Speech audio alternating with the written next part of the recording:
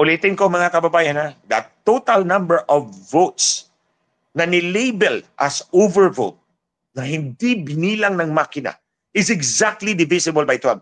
Ito pang worst mga kababayan, Ate Claire. Ito total to ha. Pumunta kayo sa website ng COMELEC. Kung ayaw nyong maniwala sa akin. Pumunta kayo sa website ng COMELEC. Drill down to each precinct. Lahat ng presinto, 93,000 plus.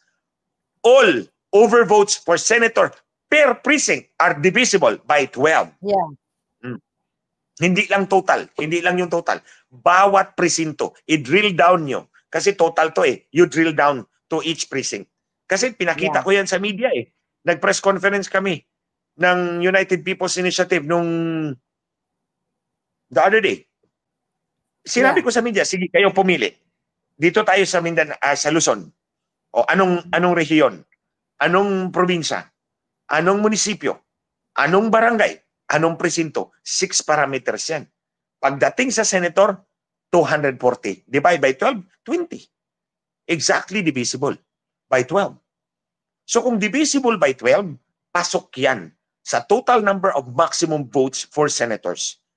Any number, if it's divisible by any number above 12, overvote yan. Kasi above 12 na. Above 12 na. Sumobra ka na. So dapat divisible yan by a number of 12 plus a fraction thereof. Kasi 13, 14, 15, 16, yun yung overvote. Any number less than 12, pasok yan sa balota. Hindi dapat overvote itong 16,801,212. Now, ito yun, Ate Claire. Anong palusot ni COMELEC? Unahan na natin to. Unahan natin itong hayop na election operator na to acting as chairman of COMELEC. Unahan na nga natin to. It's either this is a programming error or daya. It's either this is a programming error or daya to. Na sasabihin na naman ni George na ano yan, glitch. Glitch na naman. Suntoking data sa mukha. Glitch na naman.